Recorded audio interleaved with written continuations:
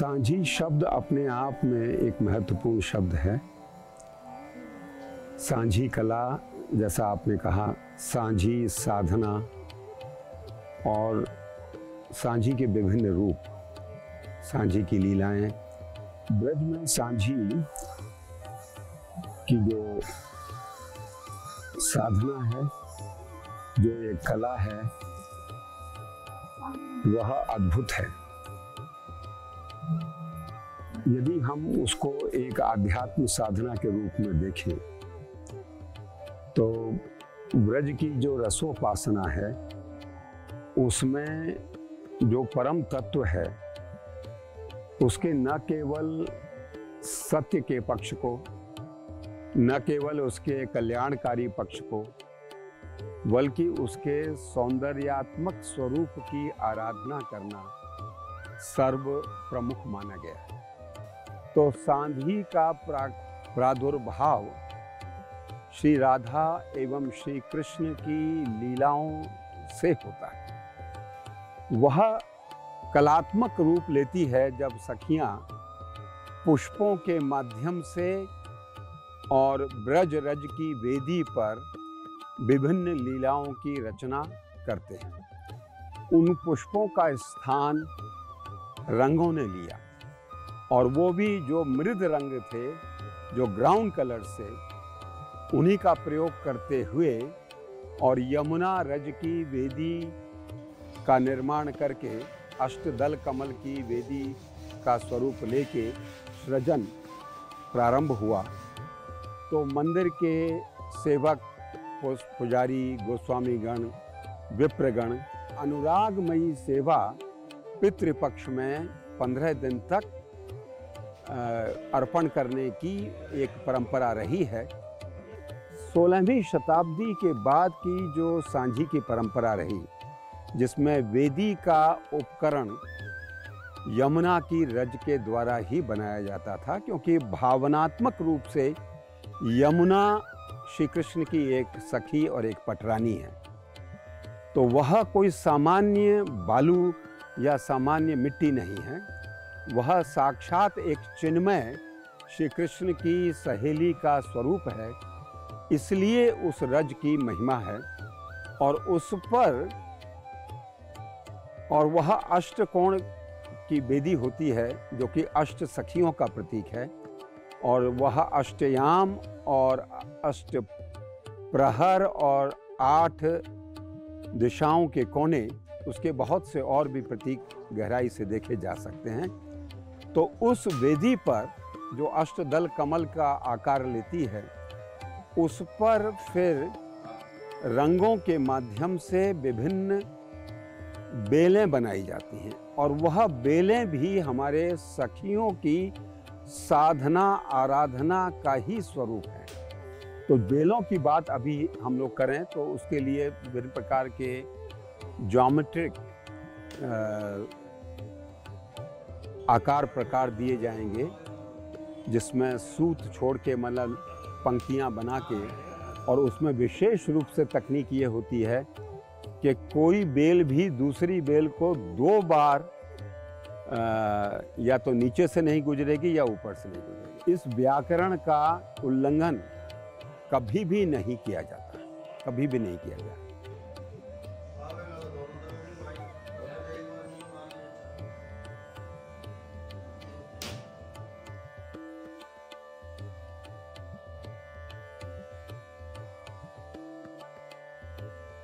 सबसे पहले हमने इसमें अष्टकोण, जिसे ऑक्टागन शेप कहते हैं, जो हमारे हिंदू धर्म में बहुत पवित्र मानी गई है, तो सबसे पहले हमने उसे निकाला, क्योंकि ये सांझी जो है ब्रज की, वो अष्टकोण पे ही बनाई जाती है। तो पहले अष्टकोण बनाया, उसके बाद इसमें बेल बनाई जाती हैं। तो वो बेल का जो ग्राफ होता है, जैसे हिंदी में सूत कहते हैं, वो सूत हमने इस पे डाला है, और उसका जो मूवमेंट होता है, वो बेलें आपस में इस तरह से गुथी हुई इंटरवोवन होती हैं कि एक बार ऊपर और एक बार नीचे, एक बार ऊपर एक बार नीचे। वो चीज अब हम क्लियर कर रहे हैं। इसमें जब जो बेस है, जैसे जमीन कहते हैं, वो हम छानेंगे कलर से। तो अभी हम इसका जो बेस है बेल का, वो हम डालने जा रहे हैं।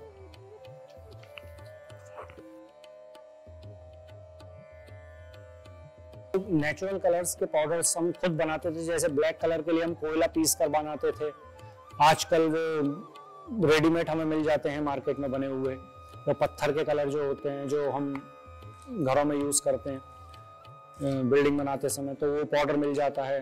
पहले हम जो तांबड़ा नील होती थी उसे कूट के छान के नील बनाते थे, आजकल ब्लू कलर भी मिल जाता है। येलो पेवड़ी हम यूज करते थे, नेचुरल पाउडर। तो वो सारी चीजें धीरे धीरे अब इन कलरों ने ले ली हैं। तो ये गुलाल बेस्ड जो कलर होते हैं मार्केट में, जो होली के मिलते हैं, अब उन्हीं से हम शेड्स बना के यूज करते हैं, ताकि वो कपड़े से और छलनी से आसानी से छिन जाते हैं।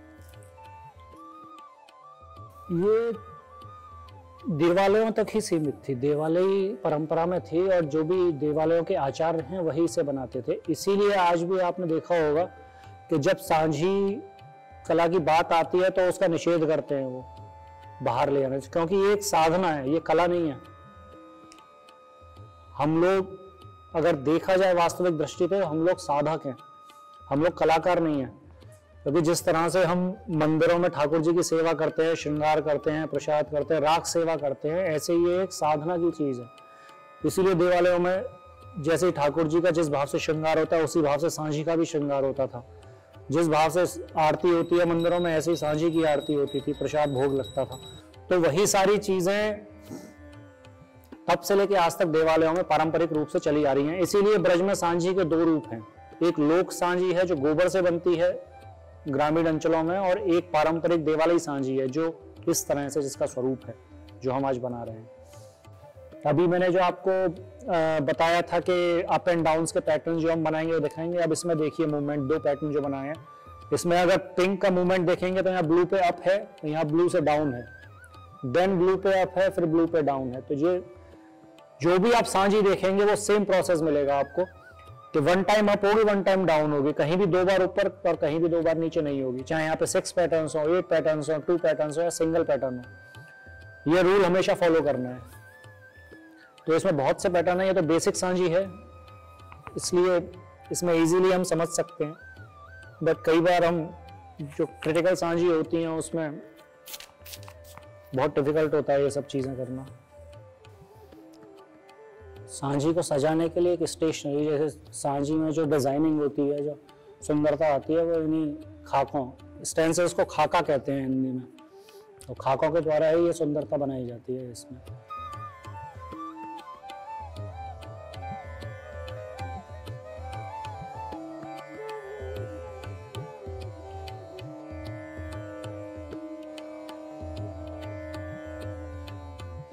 हमारे यहाँ कलेक्शन में मंदिर में भी करीब 300 वर्ष पुराने खाके तो आज भी रखे हैं। तो इतने टाइम से तो खाकों का यूज होता है, तो इतने पुराने, उसमें हमारे गोस्वामियों के नाम सिग्नेचर तक हैं उन खाकों पे। सांझी एक्चुअली खाकों के द्वारा ही बनाई जाती है हमारे यहाँ, क्योंकि फ्री हैंड सांझी हमने कभी नहीं देखी बनती हुई। क्योंकि ये जो डिजाइनिंग है, जो प्रोसेस है सांझी का, ब्रज में यही प्रचलित है, इसी तरह से सांझी सजाई जाती है।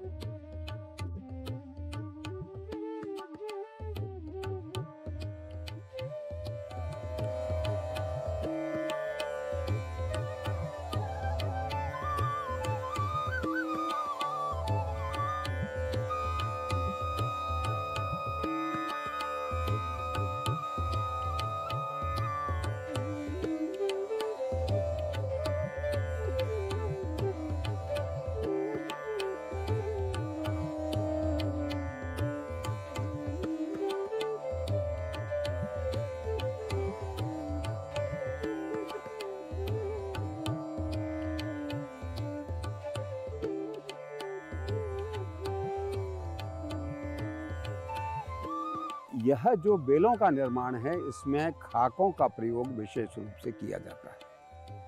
यह विशेष रूप से जो हाथ का बना हुआ कागज सांगानेर से आता रहा, क्योंकि उसमें रैक कंटेंट अधिक है और वह काफ़ी स्थायी रहता है उसको रखने में, उठाने में, और उसमें समानता, एक रूपता, कंसिस्टेंसी को बनाने के लिए कि यदि हम स्टेंसिल बना लें तो एक परफेक्शन की स्थिति हमारी कृति में, हमारी रचना में आ जाएगी। अगर कागज को देखते हैं तो हमारा ध्यान साहित्य की तरफ जाता है, साहित्य की तरफ देखते हैं तो हमारा ध्यान पांडुलिपि की तरफ जाता है। जो लोग वो साहित्य को अभिव्यक्त कर रहे हैं तो लिख भी रहे हैं, और लिखने के लिए कागज की आवश्यकता पड़ती है। तो सोचने लायक बात यह है कि ब्रज में इन साधकों को कागज कहाँ से मिला, क्योंकि कागज उपलब्ध होगा तो ही हम खाकों की बात कर पाएंगे ना। राजा मानसिंह जो थे आमेर के राजा, और उनका अपना सियालकोट में वहाँ कागज बनाने का कारखाना था, और वो कागज़ जो है शाही दफ्तर के प्रयोग के लिए मिलता था। लेकिन जब उन्होंने यहाँ गोविंद देव का मंदिर बनाया और साधकों के प्रभाव में वो आए और गोविंद देव जैसा भव्य मंदिर बना, तो वो कागज़ भी निश्चित रूप से आपने इन साधकों को उपलब्ध कराया होगा। कालांतर में जो पांडुलिपियाँ हैं वहाँ ऐसे संदर्भ भी मिलते हैं कि जो है बादशाह की तरफ से, वो जो टोडरमल और इन लोगों की तरफ से जब इतना दान यहाँ दिया जा रहा है तो वहाँ कागज़ उपलब्ध कराए जाने के संदर्भ भी मिलते हैं। तो जब वो पोथियाँ लिखने के लिए कागज़ है और वो सांझी की परंपरा यहाँ विस्तार पा रही है, तो उन्होंने सांझी के लिए कागज़ का भी प्रयोग करना शुरू किया, और खाकों का जो है वहाँ प्रचलन हम इस परिप्रेक्ष्य में भी समझ सकते हैं। महत्वपूर्ण बात यह है कि सांझी बनने से पहले मरम्मत की ज़रूरत उन सांचों को पड़ती है, और ये लोग, मंदिर वाले लोग, उसकी मरम्मत करते हैं सांचे की। ऐसा नहीं कि अब सांझी बना रहे हैं तो नया सांचा खरीद लाइए, नहीं है। तो वो उनकी लीला का जो हर परंपरा में एक भाव है कि हमारे ठाकुर जी का श्रृंगार ऐसा है, तो वो श्रृंगार को जब वो कागज़ के सांचे पर उतार कर लाए हैं तो वो चीज़ें निश्चित है, तो वो जल्दी से बाजार में नया उपलब्ध नहीं हो सकता है, तो वो उसको उतना यत्नपूर्वक संभाल के रखते हैं।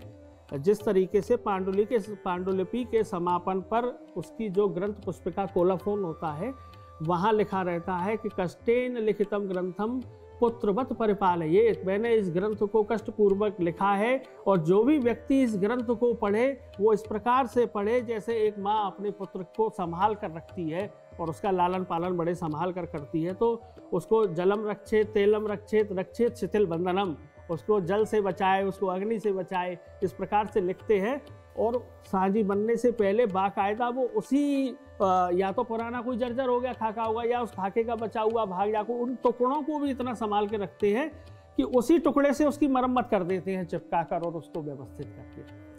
तो अब वो श्रृंगार, वो भाव, वो जो चिंतन उनके यहाँ उनके पूर्वजों ने किया पूर्व में कि हमारे ठाकुर जी का श्रृंगार ऐसा है, हमारे यहाँ तिलक ऐसा है, हमारे यहाँ भगवान के नेत्र ऐसे बनते हैं, तो वो उनके खाके की ही विशेषता है। तो वो उसको जल्दी से नष्ट नहीं होने देते, उसको बिल्कुल देव विग्रह की तरह ही संभाल कर रखते हैं।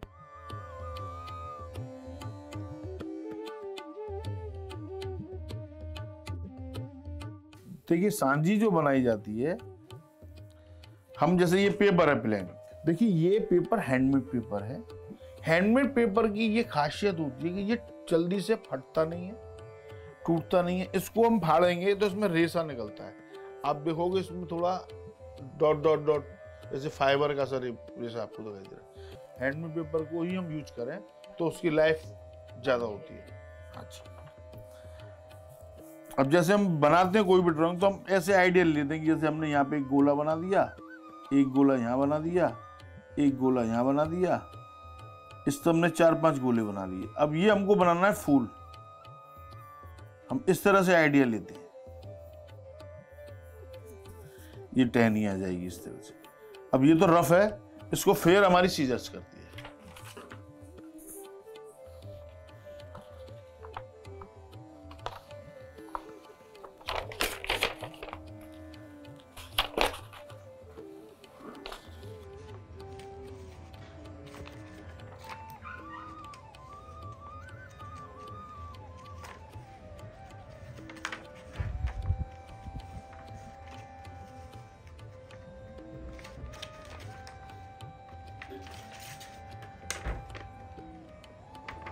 उसी तरह से हम 3-4 वो बनाएंगे, फिर नीचे बंच बनाएंगे। आप देखिए मैं धीरे धीरे बना रहा हूँ। जब मैं 10 साल का था, साढ़े 9 साल का, जब मेरे पिताजी एक्सपायर हो गए और दादाजी थे, तो हम पढ़ाई नहीं की। तो हमारे दादाजी ने कहा कि आप पेंसिल लो, रोज एक डिजाइन बनाओ। तो हमको वो लालच देते थे कि दादाजी, हम कहते जैसे हमारे दुकान पे अच्छे स्लेट लो और बत्ती लो, वो आती थी सेल जो मिट्टी वाली आती थी सफेद चौक वाली, इससे आप एक चिड़िया बनाओ, एक मोर बनाओ। तो हम कहते दादाजी हम नहीं बना रहे। अच्छा तुमको 5 पैसे मिलेंगे, 2 पैसे मिलेंगे, तुमको ये टॉफी मिलती है। ज्यादा हमारे पिताजी कहते थे कि पेड़ा मिलेगा खाने को, तो वो पेड़ा मंगा के रखते थे और हमको काम कराते थे। शौक किया, बच्चे जैसे करते हैं, फिर हमको एक एक पेड़ा मिलता था। तो इस तरह से वो शौक में पढ़ाई तो नहीं की हमने, लेकिन इस पे हमारा पूरा फोकस रहा काम के ऊपर। ये सांझी बनाते टाइम पे मन में इतने अच्छे अच्छे विचार आते हैं, इतनी अच्छी अच्छी पिक्चर आ जाती है सामने, वो कॉपी हमारे माइंड में हो जाती है। उसको देख के हम अपने मन से इस डिजाइन को बनाते हैं। अगर हम आप कहेंगे कि ये चीज सामने रखिए, उसको देख के बनाओ, तो बनाने की उसको कोशिश करेंगे, लेकिन जो मन में आ रहा है वो हमारी कैंची अपने आप चलती चली जाएगी। आज के टाइम में तो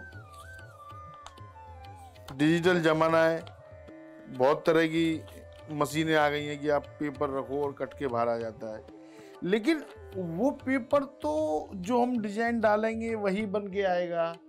और हम जो बना रहे हैं तो हमारा जिधर मन कर हम उधर हमारी कैदी चलेगी, तो नया डिजाइन बन जाता है।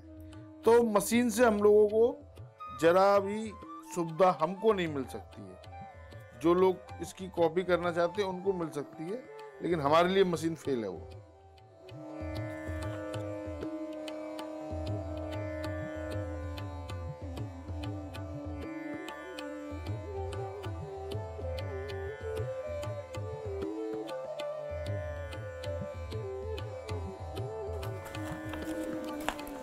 कैंची है, ये कैंची भी आपके दादाजी ने ही डिजाइन करी ना?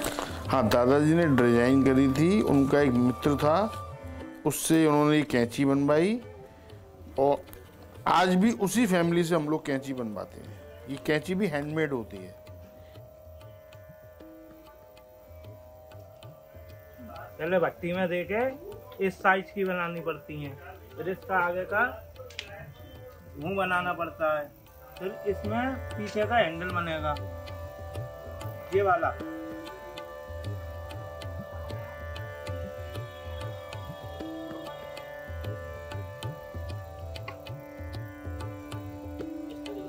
इस तरीके से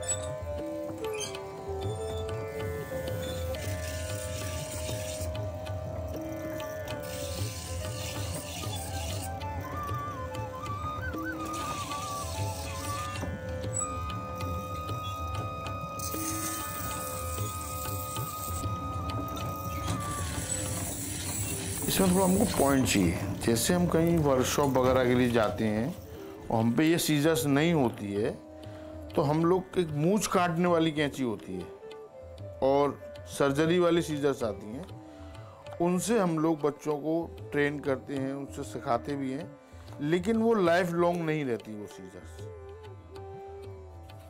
उसमें जंग लग जाता है मार्केट की। ये एकदम पक्का लोहे की बनवाते हैं हम लोग, उसमें जंग नहीं लगता, और भी कुछ समस्या आती है, कुछ नहीं होता।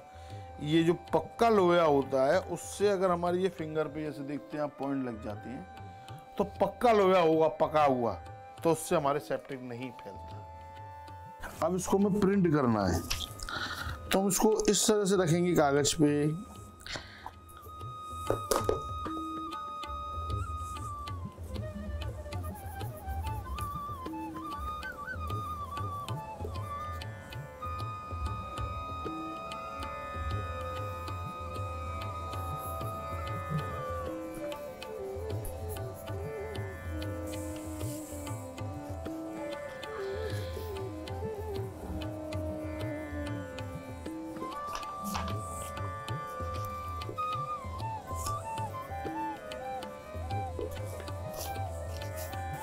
मतलब जैसे चिड़िया है इसमें हमको, अब चिड़िया ऐसे उड़ानी है हमको, तो एक चिड़िया यहाँ बनाओ,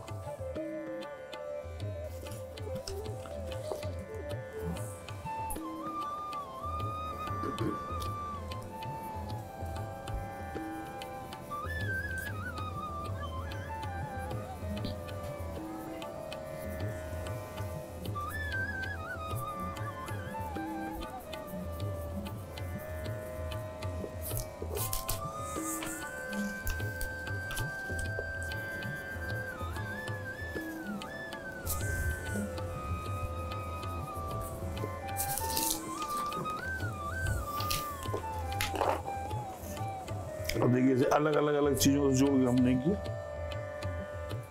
कदम ट्री के नीचे गाय वगैरह सब बना, तो ये तो इस तरह से प्रिंटिंग हो जाता है। जैसे कि ये है, इस कागज से हम लोग प्रिंट करेंगे तो 10-20 बार में खत्म हो जाएगा। तब हमारे दादाजी ने इस तरह का कागज को बनाने की चेष्टा की। तो उन्होंने क्या किया था कि जैसे जो चपड़ी आती है उसको उन्होंने बार्निश में गलाया, उसका लिक्विड बनाया, ऐसे उन्होंने ये पट्टे पे रखा, छापा और ऐसे सुखा दिया। क्योंकि अगर हम इसको गीला ऐसे पे ऐसे रखेंगे तो सब काफी इस तरह के भी हैं हमारे यहाँ जो चिपके हुए हैं, टूटे नहीं है। तो फिर इसको सूखने के बाद फिर बिल्कुल ये ऐसा हो जाता था। इसको इसमें ये है कि आप गर्म की जगह रखोगे तो बिल्कुल सॉफ्ट हो जाएगा, ठंडी जगह रखोगे टाइट हो जाएगा। ये टेक्निक थोड़ी मेहनत वाली है।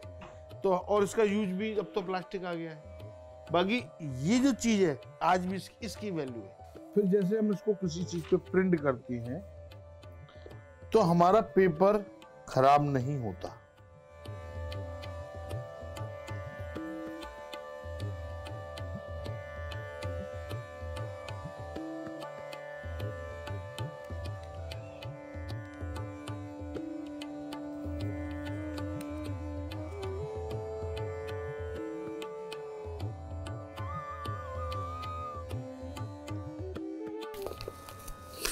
कपड़े को हम कैसे कट करेंगे, देखो हम आपको थोड़ा सा आइडिया बता रहे हैं।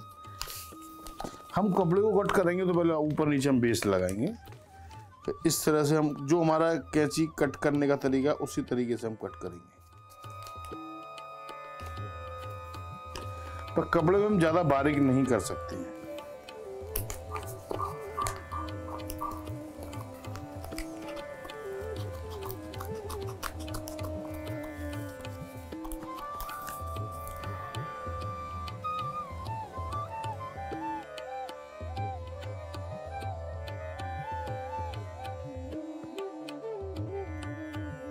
मेरे परिवार में ये 6वीं पीढ़ी, I am a 6th generation artist of this work. तो बचपन से हम पापा, चाचा, ताऊ सबको देखते थे करते हुए, तो वो लोग हमको बैठा के ड्राइंग करवाते थे, कटिंग करवाते थे कि नहीं इसको ऐसे नहीं ऐसे कटिंग करो। तो धीरे धीरे रुझान बढ़ता गया और हम भी इस कला के प्रति आते गए। तो इसी तरीके से हमने ये काम करना चालू किया, क्योंकि सांची में जो है मोस्टली जो है कृष्णा राधा की लीलाओं पर वर्क होता है। जब से कृष्ण भगवान का जन्म हुआ वहाँ से लेकर, और जब से कृष्ण भगवान ब्रज को छोड़कर गए वहाँ तक का सांची में चित्रण होता है। तो लोगों का कहना ये था कि लॉर्ड कृष्णा राधा को छोड़ के आप क्या बना सकते हैं। तो हमने धीरे धीरे नेचर पर वर्क किया, ट्री ऑफ लाइफ, और फिर मुगल पैटर्न्स पे वर्क किया, तो मुगल जालीज, मुगल जालों पर काम किया।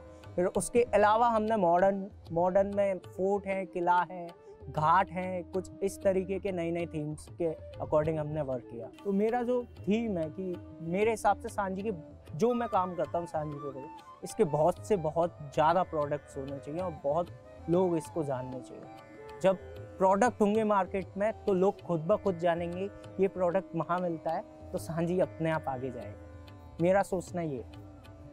कुछ लोग कहते थे it's like a stencil art form, मतलब लिया, प्रिंट कर दिया, हटा दिया, रंगोली डालना है ज़मीन के नीचे डाल दिया। तो उनको समझाना है कि सांची और रंगोली में क्या फ़र्क है। Paper cutting, Sanchi paper cutting अलग है और स्टेंसिल आर्ट फॉर्म अलग है। तो ये सब उनको डिफरेंट समझाना है हमको कि किस तरीके से हम लोग कितना मेहनत करते हैं। एक पीस को बनाने में 1 महीना 2 महीना लगाते हैं, लेकिन लोग उसको कह देते हैं तो ये कागज़। अगर हम उसका प्राइस बोलते तो वो कहते हैं तो ये कागज़ फटेगा फटेगा तो सही, वो है तो कागज।